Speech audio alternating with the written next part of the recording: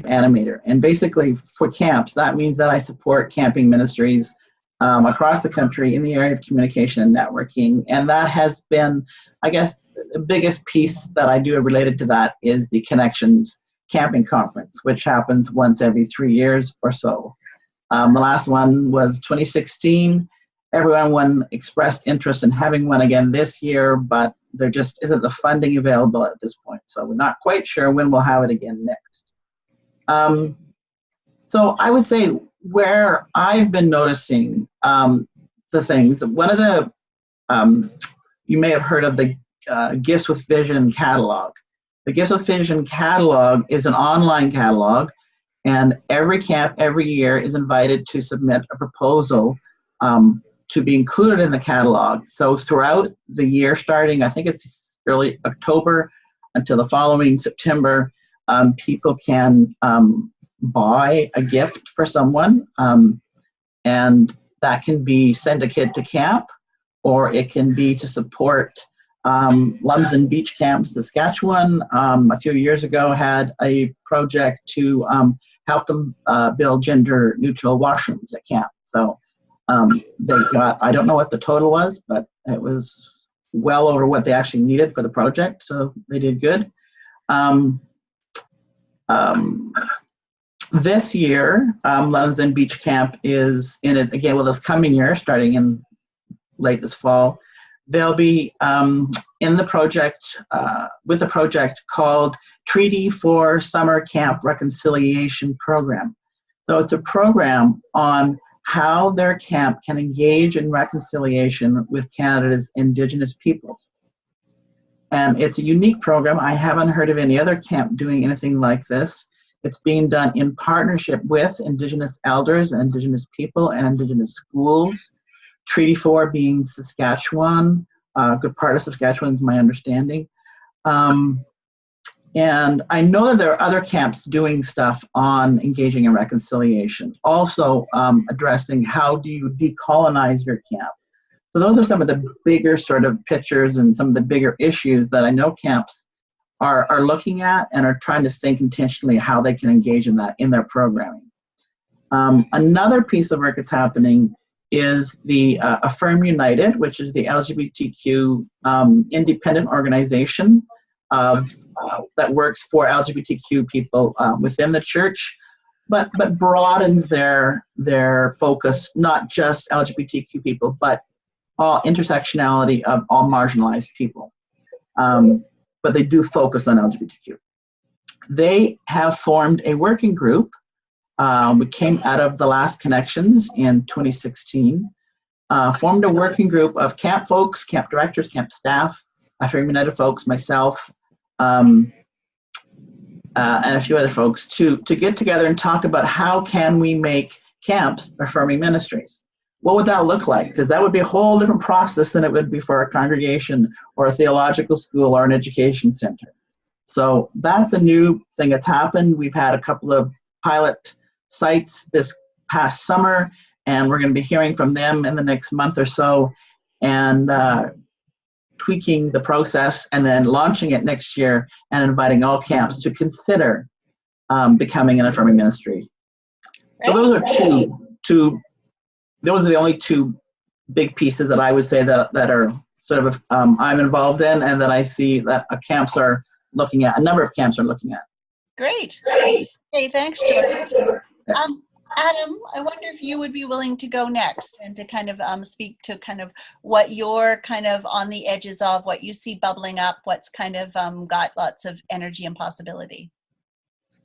Yeah, so I would kind of split it up into two pieces too. The first one would be the mobile young adult community that I founded was kind of sprung from seeing just a lot of great servants and service happening through the camp staffs at our sister camps here in Southwestern Ontario, Silver Lake, Ryerson, Cave Springs, and seeing a desire to bring the ministry and the service that happens between July and August into the rest of the school year, both to give those youth and young adults who are part of the camps as staff more opportunities to grow in their faith, especially outside of the structure of camp, and also to take advantage of the great servant hearts that they have to serve needs outside of camp as well.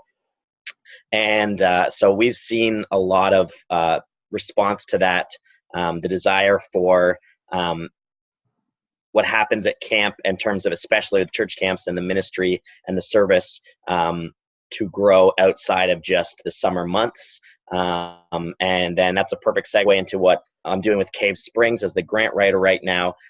Cave Springs has been operating for the past a decade, a spring staff that takes in schools and different community groups, and that runs from about May to the end of June before the summer program. And then about 5 years ago, they also started a fall program that runs, I was just there helping out with a school group today, and that runs from September to kind of just after Thanksgiving. And so in both ways, we've seen the desire and God meeting us in a place to propel the camps to exist outside of just the summer program. And what Cave is working on right now that's really big is trying to have a campaign to fund a new building that would be a winterized multi-purpose facility that would serve the community of specifically Niagara region, but anyone who would want to make use of it. And it would also transform Cave into a 12-month operation, being able to take participants and groups and individuals at any time of the year. And so the way that has been going has been challenging as well, because getting a lot of funding for a big building means very competitive grants and just lots of fundraising. But there's still been a great response in terms of pushing into new territory and finding how can the camps serve needs outside of the traditional way of kids overnight in the summer.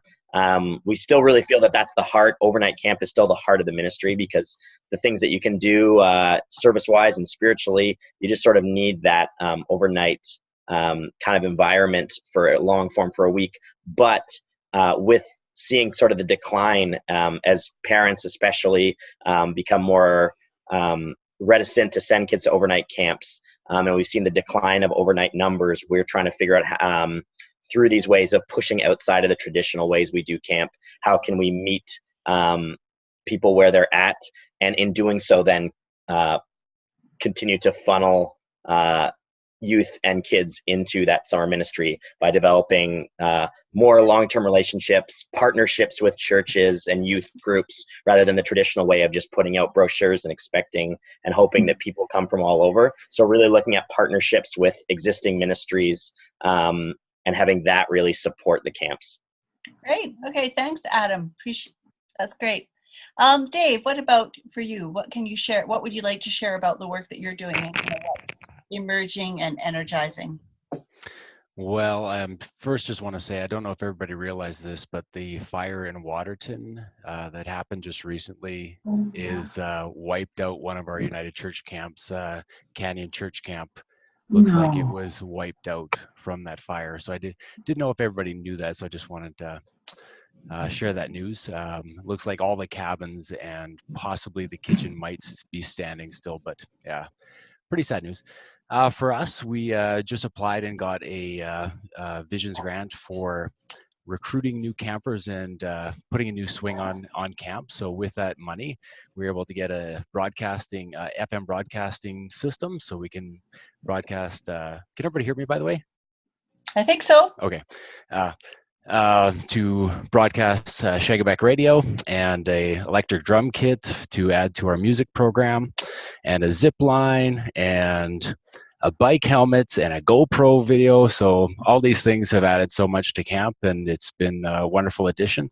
The GoPro is allowing us now to make a little bit higher quality recruitment videos, and just to be able to showcase what's happening at Shagabec. And it's things are going fairly well with the camp. We definitely don't have problems with recruitment. We have the opposite problem, where we're really facing issues with wait lists, and what do we do next? How do we build the camp bigger so that there's more opportunity for people to come to camp? What are you doing with the FM broadcasting? Well, we we don't have radio up in the park at all. So we have a short range radio broadcaster that broadcasts up to 2 kilometers, and so we are able to use this with wake up call in the morning in all the cabins, so that the alarm clock goes off and you're tuned into Shaggy Radio, and there you can do your morning announcements for the day and play some music and have kids on the radio saying what they're excited for and doing fake weather reports and fake traffic reports, and yeah, it's fun. And then we do have people that are outside of our camp that are also tuning in and listening to Shaggy Radio, and it's wonderful. You can have it going all day long, really, and we got loudspeakers outside as well, so there's music playing. Right, that sounds cool. Fun. Yeah. Matt, would you like to go next? Yeah, sure. So what hasn't happened in the last year in my life at Sherbrooke Lake and everything. So we left Connections. Myself and 3 or 4 other board members went to Camp Connections last year, felt inspired, and came back. And within by January 1st, I was the new executive director of Sherbrooke Lake, and the camp was ready to. The board was ready to say, "Okay, Matt, run with it. You know what you're doing, go and do it." And, I had this vision that I'm a church geek too, right? So I'm also a minister of children, youth, and families at Hope United Church in Halifax. And we saw these numbers with the United Church around Sunday schools, and this like dramatic decrease of like 53% of kids going to Sunday school over a 10-year period. And the numbers with kids going to camp dwindles a little bit, but surely not as drastic as those in churches. So why don't we go to where the kids are and where they want to be, which is in the woods, creating community with one another? And that's been my fire in my belly for the last 7-8 months, is pushing this agenda, that telling the church, telling the story of what United Church camps are and the service that we provide, that we can provide. So with that, I went full tilt, and our numbers, we had an increase of 21% camper uptick this year. We went from 340 kids to over 415 this year. And that's the relationship building. Those are the things that we're doing, the talking about who we are, building relationships within the churches, and showing excitement. When we go into presbyteries and we go into churches, that's what these folks want to see. They want to see excitement with the church. And so that's one piece of the partnerships. The other piece, Adam, I really appreciated what you said around partnerships, because that's exactly what I've been doing as well. I have this vision of everything we do over the next 5 years is raising the bar of what we do, whether that's programming, whether that's staffing, whether that's food, or the experience that kids get right from the moment they register right up until Christmas, and recognizing that they are our alum. And so, so we're going through this process right now of rejuvenating our buildings. We're a rustic camp. We want to stay that way, but we want to be rustic but a little fancier. We've been creating partnerships this way. So I reached out to the Nova Scotia Community College. The carpentry program at the community college is going to build all of our cabins over the next 5 years. Wow. It's free labor. Like, it's going to happen. It's beautiful. So then I went to the home hardware dude who's in the local town next door, big United Church guy. It's going to give us all of our lumber and materials at cost. So like, for a tax receipt, so these are the sorts of partnerships that we're creating, and I'm really pumped about it. The other big thing that we're doing around partnerships is shoulder season. So many camps, I was inspired by a lot of the work that happens in Ontario, quite frankly, with thinking outside of the July and August, typical summer camp, and using the times in May, June, September, and October. This year we had four school groups coming in this June. this past June. And already I have 6 signed up for next June. My goal is to have 12. And that alone will allow us to meet our targets for fundraising. And the board took this leap of faith, hiring a staffer that works all year round at the camp. I told them to put my salary, that I have to fundraise my salary in my contract, and I met it by February because we got the commitments out of these school groups. So those are all leaps of faith. This is all about how we do partnerships and talking and telling our story. That's my quick thing. The one thing I do want to say, last thing I promise, is there's a group of us who've been talking in the camping community around this need to continue these conversations. And Jordan, you're flat out. We don't want to create another sort of bureaucracy within the church, but we've had this idea, and we've fleshed a lot of it out. But I want to talk about it somehow, not tonight, but somehow in the future. Cool. So you'd like to use this kind of technology to kind of support camp stuff across the country more? Yeah, I use Zoom every day of my life. So this is normal. This is awesome. Right. Good stuff. Okay, thanks, Matt. William, would you like to go next? Sure. Just sorry, I need to take myself off mute there. Yeah, William Grove, Sparrow Lake Camp.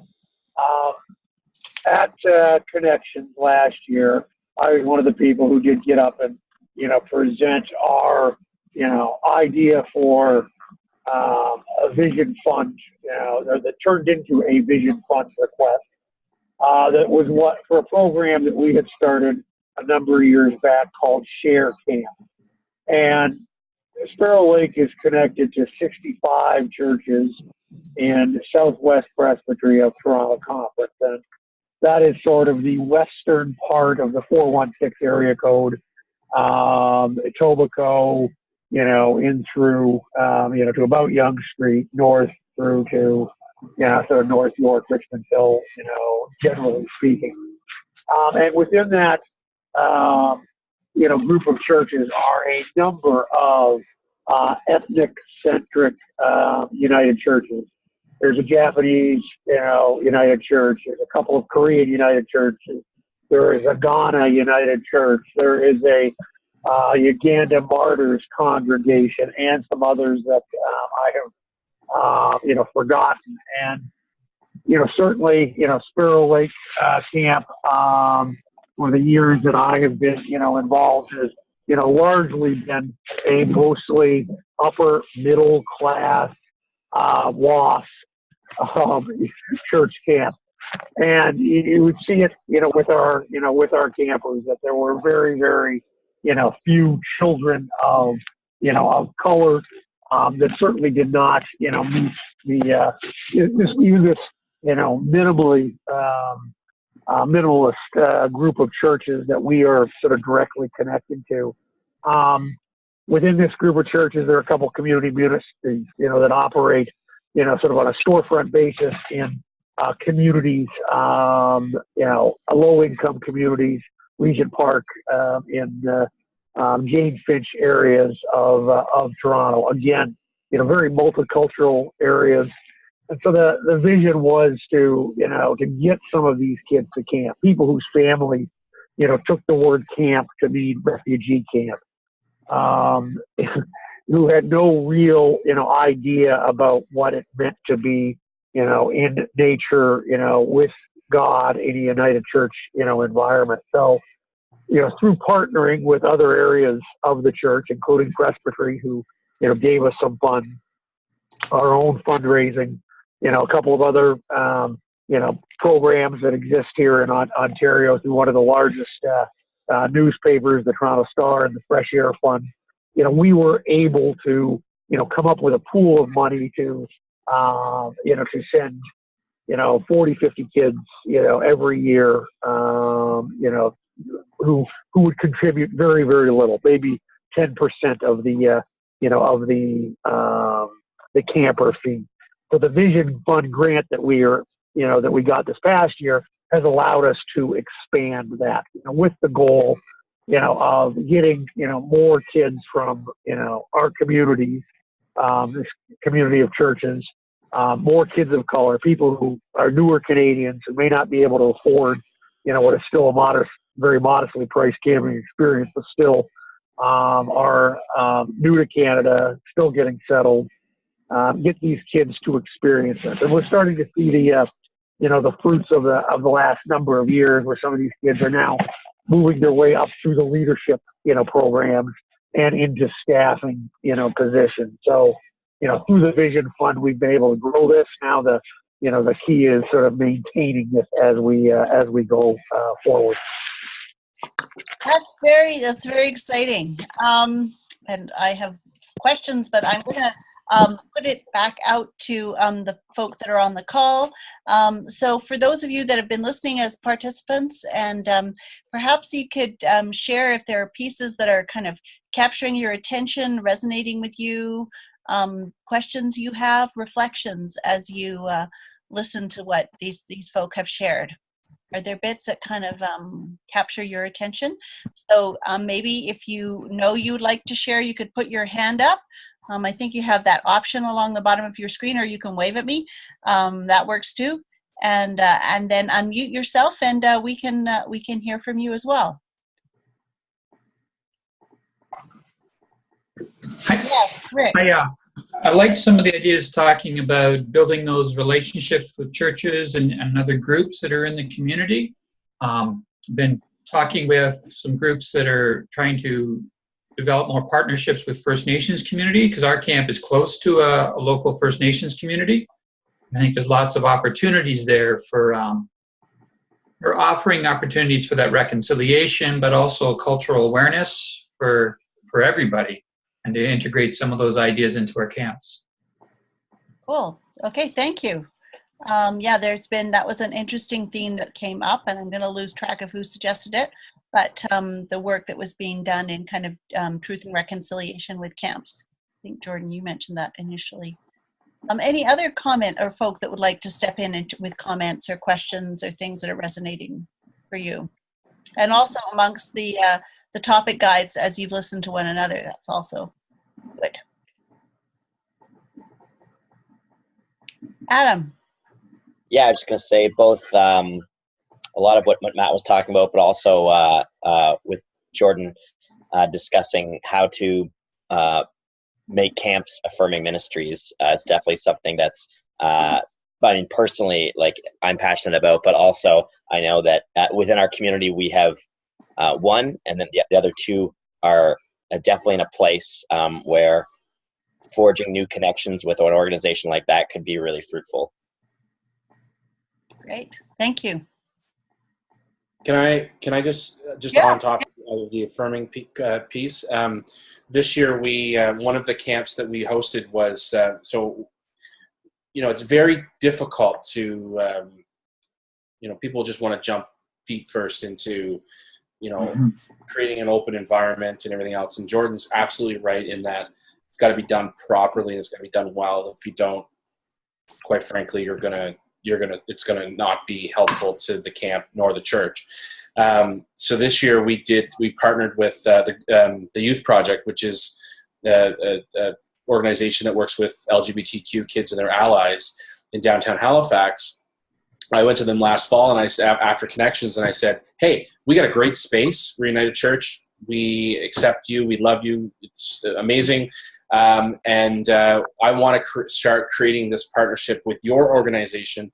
And so they were like, "I don't know, church, blah, blah, blah." Anyways, they're signed up for 2 weeks next year, and they want, and they are now involved in our staff training, talking about inclusive communities in the camp. So it's not necessarily Sherbrooke Lake United Church Camp doing the programming.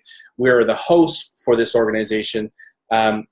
Again, they're getting to understand who we are as an organization, but also opening those doors for these kids. And come to find out, one of the leaders came out at a camp in Newfoundland 15 years ago and has transitioned and now is working for the youth project, but now wants to get involved in Sherbrooke Lake Camp. So like, sort of real full circle there. But it's just as a comment around affirming, there are partnerships that can exist currently with our camps with other organizations that can be fruitful as well. Right. Thank you. Anyone else who has a comment or a question, something that resonates with you that you heard?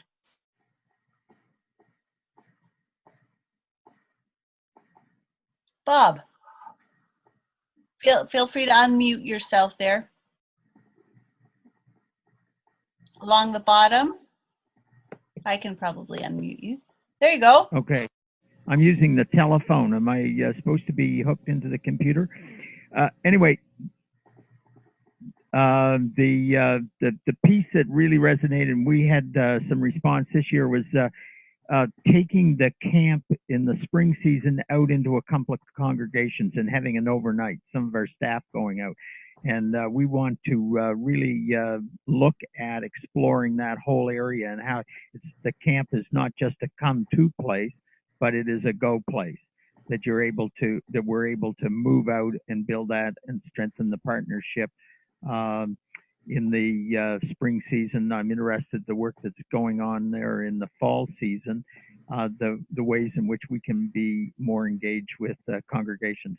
And then the other one is to build a partnership with the Native Council here on Prince Edward Island. Yeah. So Bob, I'm not sure if I was understanding, if you could say a little more about the staff going out in the spring season? Well, yeah, what we did in 2 occasions, one which was an overnight, the other one was just a day thing, where some of our staff went to a congregation and they held a mini camp in the congregation. And we were able to turn that around from where we would probably usually only get 1 or 2 campers at the most out of that congregation. There had been some bad press between the camp and the congregation. We had 16 from that congregation alone this year. It just turned it around, and by our staff going out. So, I mean, when we took a look at it, we said, I think we have not been very attentive to this. So we're looking at the possibility of trying to see if we can build some partnerships with congregations in the communities and have in the spring of the year, we move into the fall, doing something in having mini camps in congregations, using their facilities, set up some tents outside, play the games, and people respond to it. Yeah, love it, I bet. Yeah, that's great. Yes, Vicki. Okay. There we go. Yeah, I was just going to mention, so our camp is also trying to both connect in a deeper way with churches, but also recognizing that traditionally a lot of our funding comes from churches, church people, and through congregations, through presbytery, and that money is changing and often in off cases being reduced. And so the camp is sort of putting together, we've been putting together plans to figure out ways to sort of like draw in donations from our alumni. So we don't have a problem with numbers. We're pretty full most summers, but we don't necessarily retain the relationship as well as we could. So last spring we ran something, we called it a sustainer campaign. And so essentially it's getting people signed up on PAR to give monthly. And so through a bit of work from the fundraising committee, we now have sort of a guaranteed income of an extra $20,000 a year just from people making individual contributions each month. Our goal is to double that in the next couple of years. And as we look at sort of presbyteries going away and moving into regions, we're quite conscious and trying to be a little bit proactive about keeping that funding source still connected to the community and keeping it consistent and reliable, I guess. Yeah. So, anyways, I just thought I'd share that because that was an idea that came from some of the volunteers that work at the camp, and yeah, it was like very little work and very, very fruitful. So, if anybody had questions about sort of what we did with that, feel free to send me a message. That's great. Thanks, Vicki. Yeah, there's lots of changes coming up, I imagine, in terms of how you, so that's going to impact the things like your funding flow and such. Yeah. Dave. Yeah, I just wanted to add on to what Bob was saying. Hi, Bob. How are you doing, by the way? Very good. I love the idea of taking the ministry out and going to different communities. We took a look at where the kids were coming from, where they weren't coming from, and I think that's kind of what Bob noticed too. Just evaluating why aren't we getting kids from certain regions, and we asked young parents in different regions around, because we have a lot of small towns around in Saskatchewan and around our camp, and just asked people to be the voice of Shagabec in different communities. They didn't have to come to meetings. We just would send information out or send posters out to them. They'd put it up, and if parents had questions, they just go to that young parents, and boy, did it change things around for us. It was amazing. Some of the towns we hadn't got people from for years, suddenly we're getting heaps of people coming in from those outlying regions. So, yeah. Great. Cool. So we've got recruiting funds and we've got recruiting campers. It's good.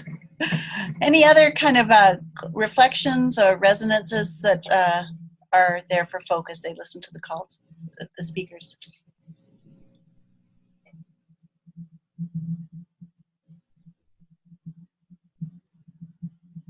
Barb. Hi.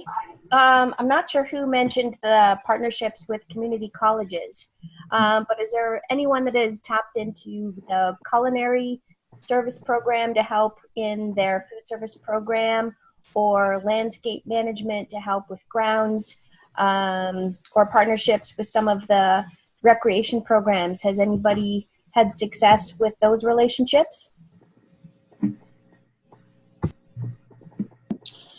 Yeah, so when we found the gold mine at the community college for carpentry, I went to the culinary campus, just it's in close by, and they too are helping us. They didn't this year; they didn't commit to it, but next year we're going to be part of their students are going to work with us just to help build a healthier menu, and talking to them about what can be done at camp, what can't be, and so getting them to understand a little bit better. And this year, actually, just even we had at the Acadia University, they have a culinary program, and the person we found for our assistant cook this year was from there. So small partnership, but yeah, no, it seemed to work. I love the idea of the landscaping thing, though. That's a great idea.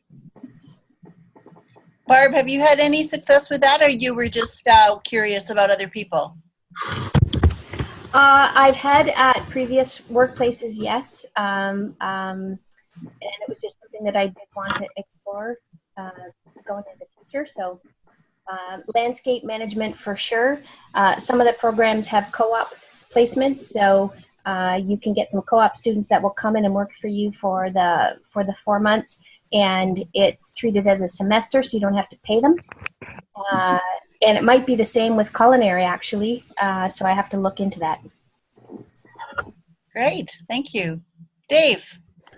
Hey, Barb, I didn't have success with a landscaping group, but I've had success with a local landfill where I became really good friends with the guys that were running the dump. And we wanted to build a mini golf course this summer. And so I told him about that. He got all these pipes for me and all these fun things. And every time something cool would come in, he'd give me a shout. It was Catherine was making fun of me. She's like, "This is your dream, isn't it? To be on speed dial with the guys at the landfill and them pulling things out for you and have them waiting for you." I was like, "Yes, it is." So every week when I made a trip to town, I got to go to the landfill and pick up some sweet That's awesome. stuff. That's great. Wonderful. Any other comments? Bob. I forgot our partnership with the local watershed group. We're trying to preserve the bank along the Northumberland Strait section of it. So it's an experimental project working with the climate lab at UPEI. But the watershed group has been very helpful in clearing some or helping clear some paths and things around the wooded area of the camp. Wow, it just sounds like there's all kinds of partnerships that are available to kind of support and kind of diversify and the work that you're doing. That's really neat to hear those. Anyone else? I know, Adam, when you introduced yourself, you talked about the mobile community hub, and is that part of the work that you're doing with the folk from camp out of camp season, or was that a different project altogether? Yeah, essentially. So it's our sister camps, Cave Springs, Ryerson, Silver Lake, are all very close and very much the same, like in a larger sense, kind of the same community. And so that was a vision that I had that sprang from being part of the communities for the last few years, and specifically seeing sort of the ebb of discipleship that happened during the year with them. So it's very much tied into the camps. We, in addition to like community service, so service projects and worship services are sort of our like larger scale events. And then the founding part of it is launching small groups. So we have small groups and a lot, the seeds of where most of the people come from originally in the small groups are that they are staff at the various camps who then, some of them might be from Cave Springs in Niagara region, Ryerson in Norfolk County, and Silver Lake in Huron County, but 8 of them all go to University of Guelph, and 6 of them all go to Laurier, and 4 of them go to Waterloo, or 7 of them go to Western. So we have small groups in Kitchener, Burlington, Hamilton, London, and probably Guelph this year as well. So the community that's drawn on is from the camps, and it also, the nice thing about it is it's reciprocal, where it also pours back into the camps, because many people who then get connected with them reconnect with camps where they might have been alumni staff, and then in getting back in with the community are more tapped into what's going on currently. And then we also are developing closer partnerships with churches. Every time so far that we've held a worship service, and we've done probably 10 over the last 2 years in our existence, the churches have always given us the space for free, because they're also churches, again, they're connections that we have. So they're churches that are tied in with those camps, and churches that have former youth or current youth that are or young adults that are part of these groups. So just sort of having those connections flow in and out have allowed us to operate this with basically, like, it's myself and a team of 3 and on the leadership team, and we're all just volunteers with our time. But yes, they are very much tied in with both the camps and the churches that have connections with the camps, and also now a few new churches that haven't had connections with the camps before, but have kind of bled in through having members of the hub community. Now they're becoming more familiar with the camps as well. And just one other thing that I kind of thinking about is one of the other initiatives, just to tap into the church partnership stuff that's been talked about by Bob and Matt.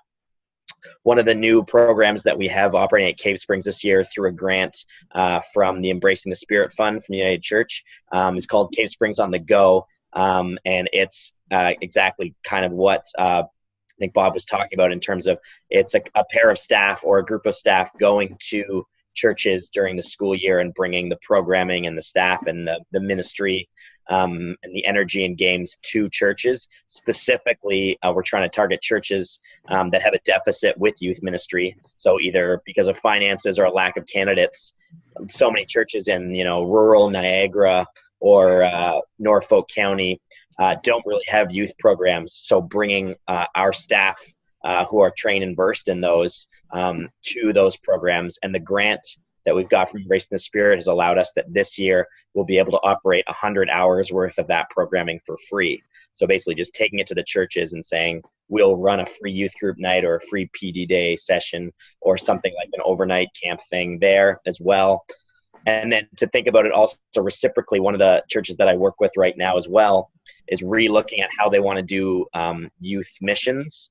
And they've done Mexico trips for years and years, but are looking at new ways to make sure that what they're doing is fruitful and impactful and helpful. And so one of the ideas that was brought up even in a meeting that I had with someone just a few days ago was that instead of going to Mexico this year, these youth from this church might go to one of the camps and spend a week rebuilding cabins that need to be built alongside the directors of the camp. So a way that the church is now pouring back, again, in terms of talking about free labor, the church pouring back into the camps has been a way that, again, the hub has facilitated deeper connections back and forth. Great. Well, lots of fabulous stories. Barb, one last quick question, and then I'd like to give everybody a chance to just do another check as by way of checkout to say kind of what are you leaving with? What's been the gift to you from this call and this time together? So that's how we'll close. But first, Barb, to you. Sorry, can I just ask a question to Adam? There was a lot of information right there. It was great. Thank you for sharing. My first question was going to be, how much did you charge to go into the churches in order to run these programs with the youth? But then you said you got a grant in order to cover those wages. Where did you get that funding for that program? So that was a grant from the United Church Mission and Service Funds. One of the grant streams of the United Church Foundation is called Embracing the Spirit. And Embracing the Spirit has a number of streams within it. I applied for the Innovation grant, which is kind of up to $5,000. And so, yeah, it was the Embracing the Spirit Innovation grant. And the cool thing that plays off of that is it's the ability to just experiment with innovation, not just for camps, for churches as well, for different faith communities.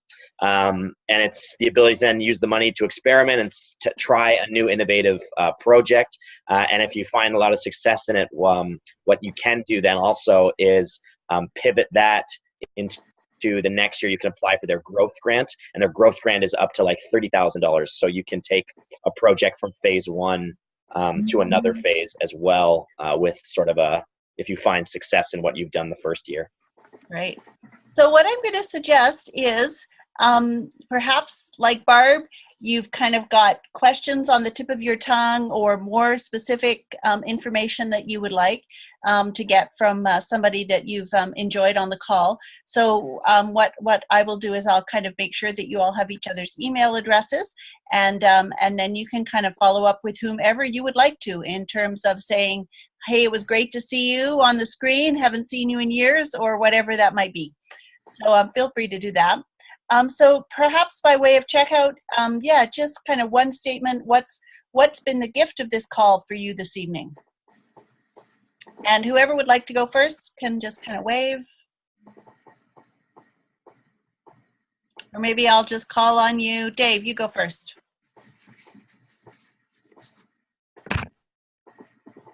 Well, I have a list of things here that I'm going to check out and expand upon. So it's great. It doesn't take long to hear a whole bunch of great ideas. That's fantastic.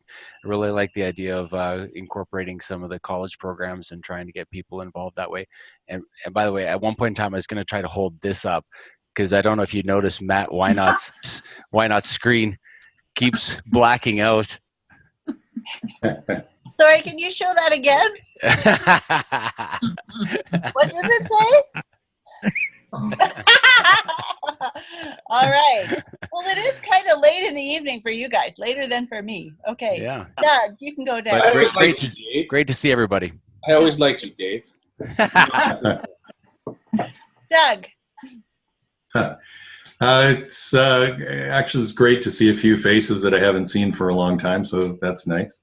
I too have a list, and there are a couple of follow-ups that I want to do with different people, just so I didn't tie up this conversation on details on the programs that they're running. So thanks everybody who presented things. Got some great ideas, I think. Great, thanks, Doug. Who else would like? Bob, would you like to go next?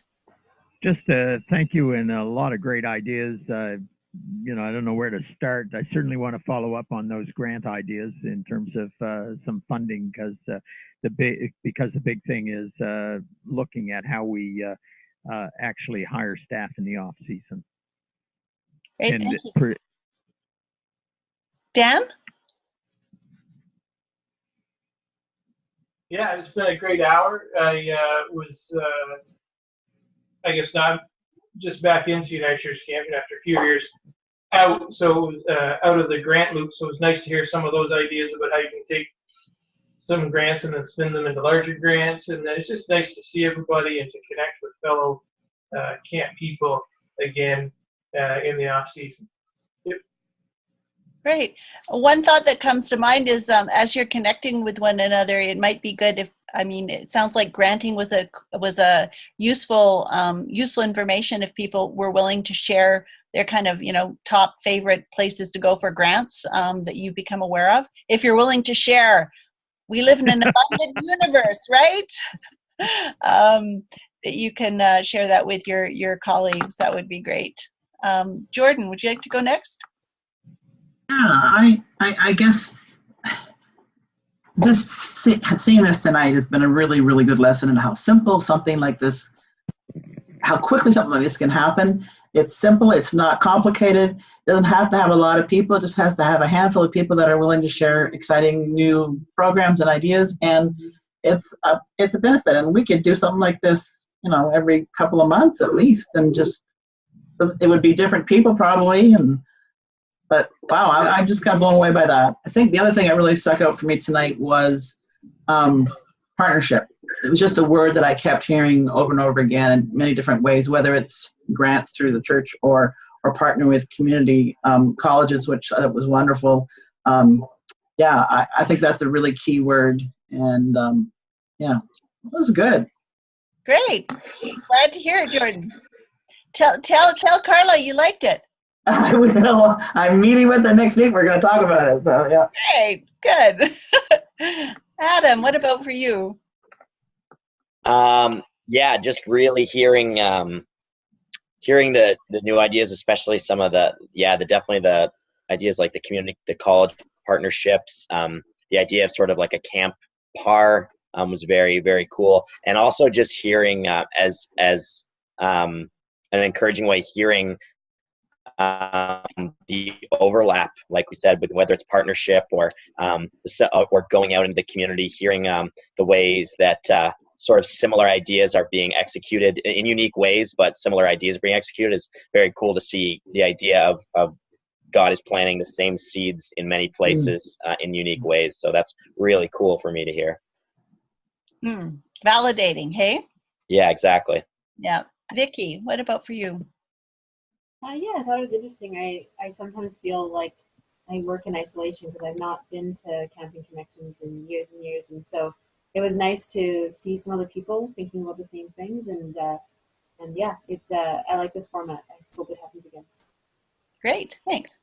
Dave, I don't think you went yet, did you? Yeah, I went first. Okay, you did. That's right. Rick, what about for you? It was good to network with other people from other camps. I find that really helpful because for this being my first year, you've got your own experience, but it's good to get ideas that other people are doing. Particularly, I kind of like that idea of connecting with some of the college programs and stuff. I looked a little bit at the culinary program for Camp Cook for a co-op. I want to explore that a little bit more for next year. But I think there's lots of great ideas, and I hope we can network again because there's lots to learn. Right. Thanks, Rick. Betty, what about for you? I think in our world, we're a fairly small camp, and so we need to work on reconnecting with our presbytery and our community. And so I think looking at maybe some of the church goes to, or the camp goes to church and things like the PA Day camps, maybe something that's we need to look at that maybe Rick and I can talk about later, just to see if one is that we can keep our counselors a little bit connected throughout the winter months, as well as hopefully get into some new kind of areas for drawing new camp people into our camps.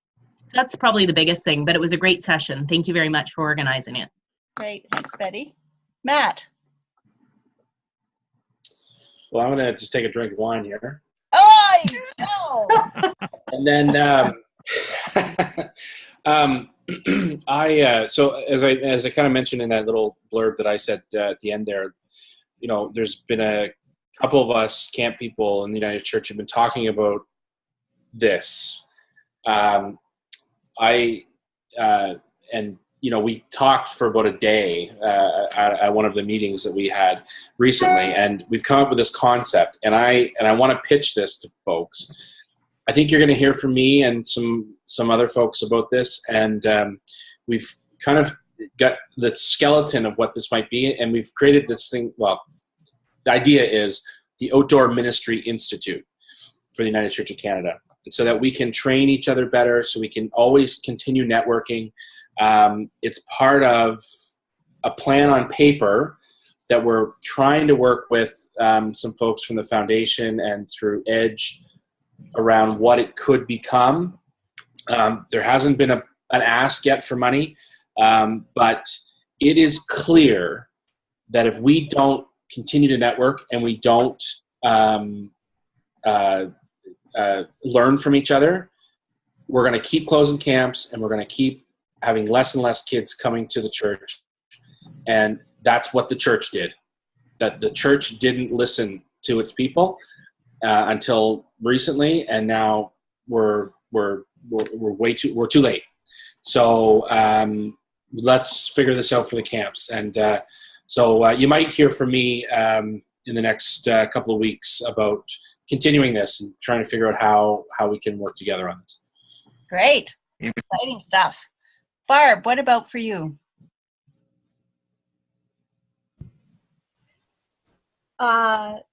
It certainly was great to see a lot of wonderful faces and connect some names to faces. So that was lovely. I would like to put a plug in right now for the International Camp Directors course that's run by the Canadian Camping Association and the International Camping Fellowship, because a lot of these things that we're talking about get brought up in this course, and it's really important for consistency amongst camps across Canada that we're walking the same talk. And I don't know if all of you are familiar with it or not, but it's coming up in November, and I took it last November, and I would just like to share that with all of you, because all of these little snippets that we're talking about get addressed at a national level. It's outside of the United Church, obviously, but it is a connection to camping across the country. Great. Thanks, Barb. And William, what about for you?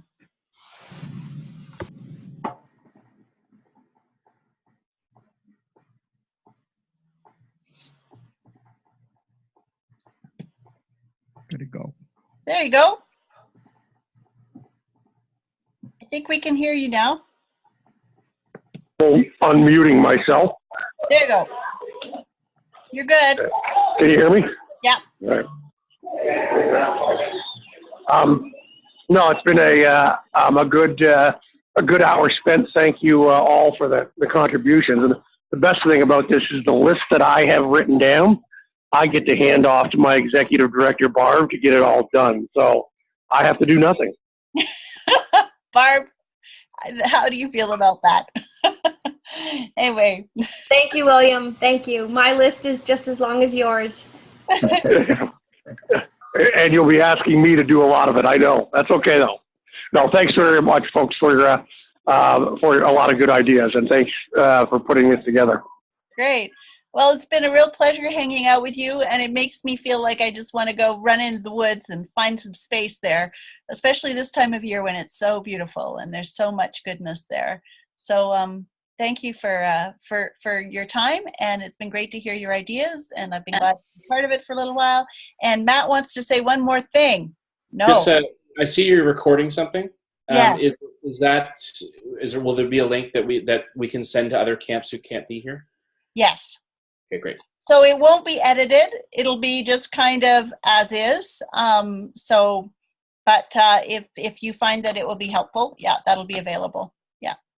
Okay, well, by way of saying farewell and closure, perhaps we can just wave, and all the best, and have a good rest of your evening. Take care. See you, everybody. Thank you. Thank you. Thank you. Oh, fill out the survey. Yes, yes. Great.